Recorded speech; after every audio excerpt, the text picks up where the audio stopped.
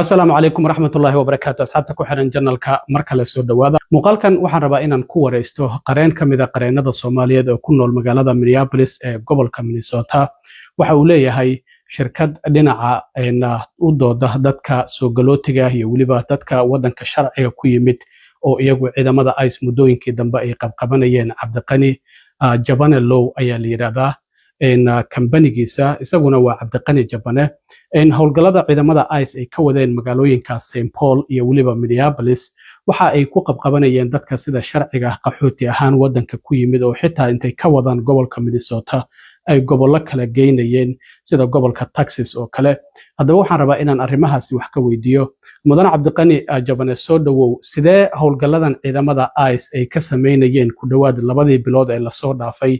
ay u saameeyeen shaqooyinkeena? السلام عليكم. ولا wax badan oo isbedel ay ku sameeyeen shaqadeena howlgalladii ugu dambeeyay hadda waxay sii xoogeysteen hadda 2 bilood oo ugu dambeysay ka hor xitaa inta aysan bilaaban howlgalka ICE ee ugu magacdareen Metro Search qabashada si tartiib ay u sii bilaabeen kadibna waxa ay ku dareen oo kaleetood operationkii kale ee lagu bartilmaameedsanayay dadyooga qaxootiga ah ay ugu magacdareen Operation Paris. marka laba u kala qaadi karnaa. waagii hore badanaa ma dhici jirin, waa markii ugu horreysay aanu aragno in ICE aysan kala soocaynin dadkii kow qaxootinimada halkan ku yimid oo lasoo baaray oo annaga u naqaano yani 209 qaxooti ah, yani qaxooti lasoo baaray sharci ku yimid, qaarkood xitaa u xareysan yihiin green cardkii, qaarna ayba weli aysan xareysanin. marka taa waa mid. iyo midda kaleetood oo sidoo kale ay qabanayeen dadyooga sidoo kaleetood wadanka of course sharci darrada kusoo galay laakiin hadda si sharciga ku jooga oo u xareysan tahay asylumka. marka howlgal wuxuu ahaa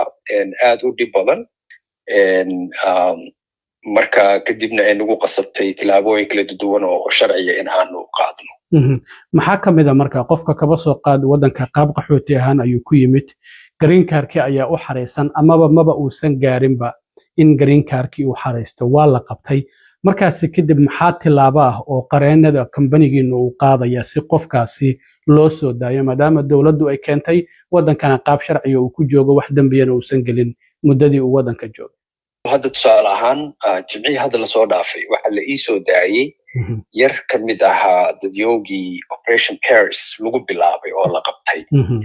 oo ka mid ahaa dadkii qaxootiga ahaa halkan ku yimid si sharciga ku yimid. marka tusaale ahaan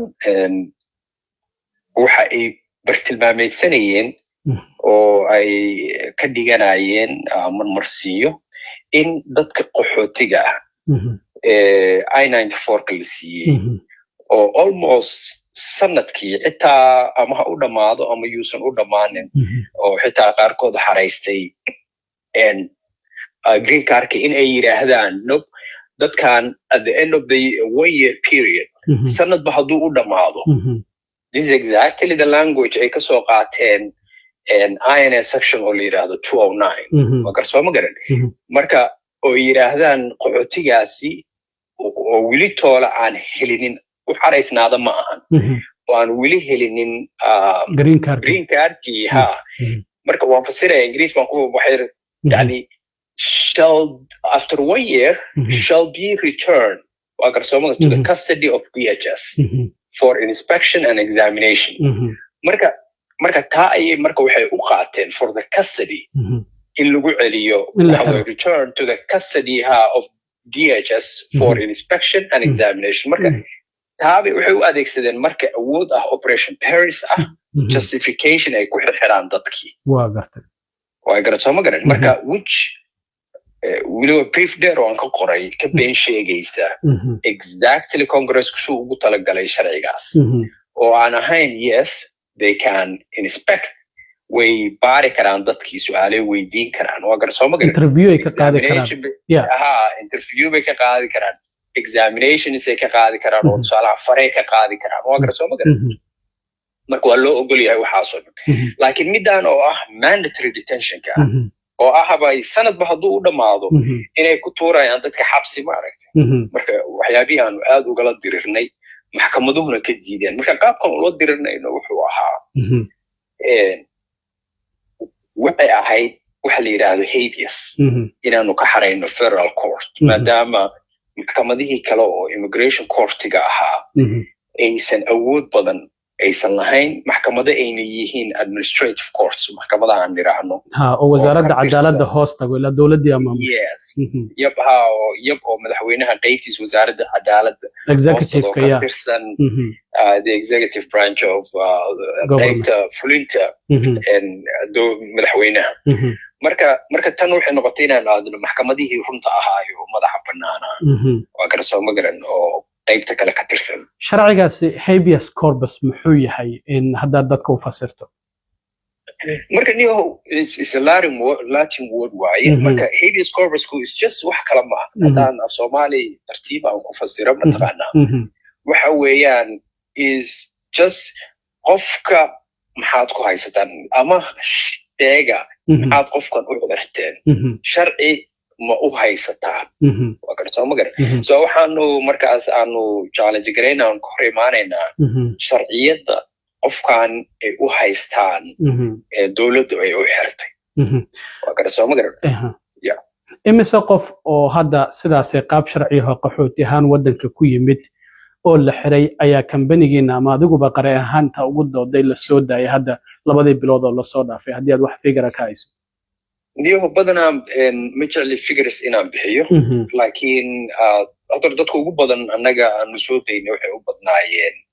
oo dadkan qaxootiga ah ee la xiray waxay ahayd wax haddeer mar dhow bilowday oo dhacay qaarna hadda la sii daayay badankooda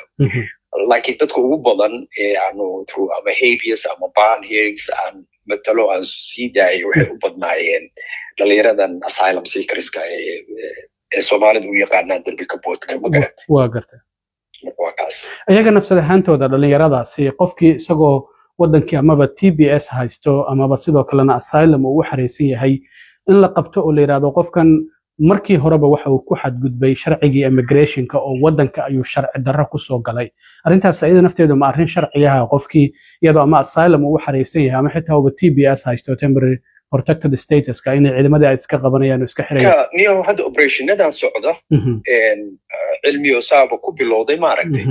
wax badankooda sharciyad raacayay ma any small like excuse series dadka way xirayeen waa gar soo tusaalahan waa nagiiba hadda aan ka sheekeynayna dadkii qaxootiga ahaa oo aan la filaynin in la xiro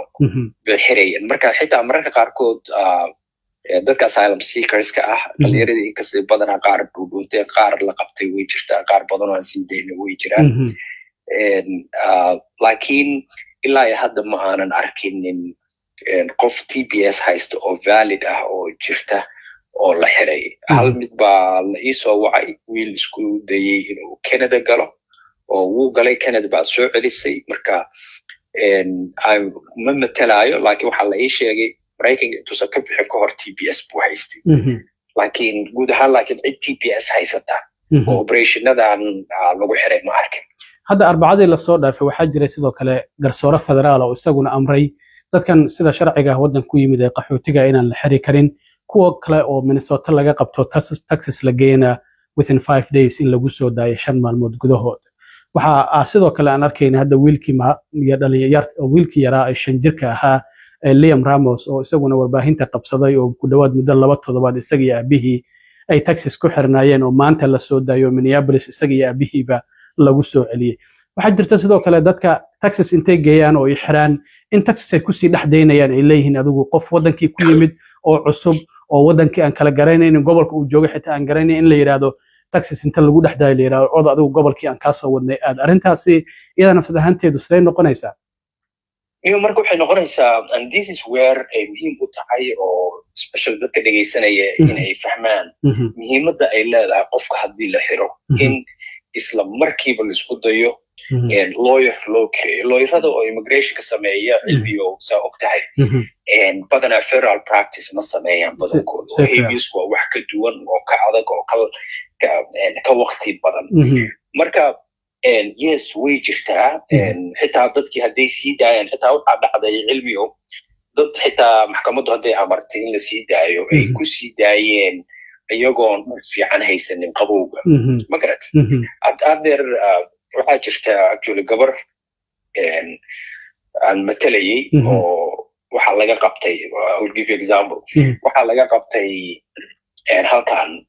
check in bay lahayd waa asylum seeker bay ahayd dadka asylum ku xareysan yahay markay qabteen maalintii kaleeto bay isla markiiba way kaxeeyeen Texas bay geeyeen marka familygooda baa isla maalintaasba la celina maxay la kaxaynayaan iyo xayrgareey isla marka waxaan ka gaarsiinay inaanu federal courtka halkaan habeas aan ka xareyno iyo wax kale oo la yiraahdo trio ama temporary restraining order oo ah inaan la kaxayn karin laakiin wayba kaxeeyeen ma garatay then habeaskii dowladdu way soo jawaabtay waa u jawaabnay marka waxyaabahan ka dalbanaa waxaa ka mid ahaa not only in la sii daayo laakiin xitaa haddii la sii daayo number kow waxaan ka dalban dowladda in la soo celiyo hadday soo celiyaan inaan qabowga lagu sii daynin iyo sidoo kaleetood in fursad loo siiyo inay wici karto reerkeedii marka ehelkeeda marka xitaa hadda Facebook oo aniga Cabdiqani Jabar aan leeyahay amarkii maxkamaddu ay soo saartay markaan ku guuleysanay uu ku qoray meesha ku qoranta not only in la soo celiyo oo la sii daayo laakiin xitaa dowladdu mar labaad inaysan u xiri karin sababtii marka hore loo xiray inaysan qabowga ku sii dayn karin